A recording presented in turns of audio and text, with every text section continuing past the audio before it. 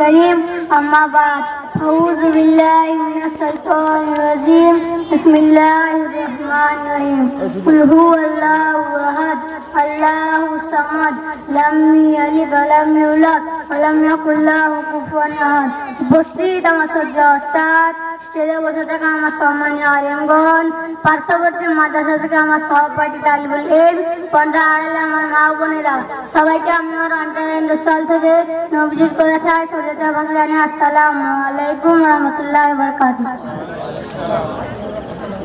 আজ আমি আপনার সামনে উপস্থিত হয়েছি আল্লাহ রসুলের কয়েকটি হাদিস এবং তার ব্যাখ্যা, যা আমাদের বাস্তবায়নকে গড়ে তুলবে ইনশাআল্লাহ। চলুন শুরু করা যাক।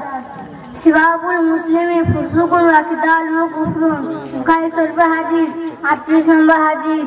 Scolding a Muslim is sin and fighting with him is কুফর। একটা মুসলমান যদি অন্য মুসলমানের সাথে ঝগড়া করলো তাহলে গুনাহ করলো, যদি মারামারি করলো তাহলে কুফর করলো।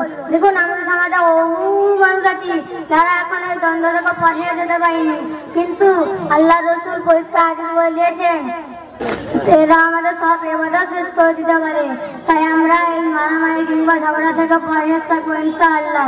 2 নম্বর হাদিস, লাইসা সাদিদু বিশওয়াতি ইন্নামা সাদিদুল্লাযী নাফসাহু ইনদাল গাদাবি। The person is just strong who overpowers the other breaks. He is control him full. Bukhari শরীফের হাদিস 6814 নম্বর হাদিস। ওই ব্যক্তি শক্তিশালী নয় যার অন্যের উপর ক্ষমতা রাখার, ওই ব্যক্তি শক্তিশালী যে নিজের রাগকে কন্ট্রোল করে। আর দেখুন আমাদের সমাজে বহু মানুষ আছে যারা এই ঝগড়া থেকে এখনো পর হয়ে যেতে পারেনি, কিন্তু আল্লাহ রসুল পরিষ্কার হাদিস বলে দিয়েছেন যে ওই ব্যক্তি শক্তিশালী নয় যে অন্যের উপর ক্ষমতা রাখার, ওই ব্যক্তি শক্তিশালী যে নিজের রাগকে কন্ট্রোল করে।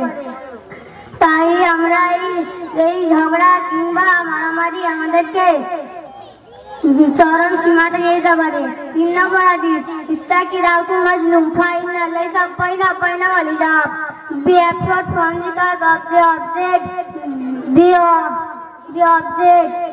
invited and Allah.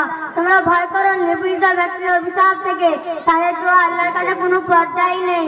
দেখুন আমরা সমাজে অনেকে আছি নিপীড়িত ভাগে লোককে ক্ষমতা দেখায়, কিন্তু আল্লাহ রসুলের পরিষ্কার হাদিস থেকে জানতে পারি তারা যদি আল্লাহর কাছে দোয়া চেয়ে বসে তাহলে আল্লাহ তাআলা সঙ্গে সঙ্গে কবুল করে নেবেন। এই বলে আমি আমার ক্ষুদ্র বক্তব্য শেষ করছি।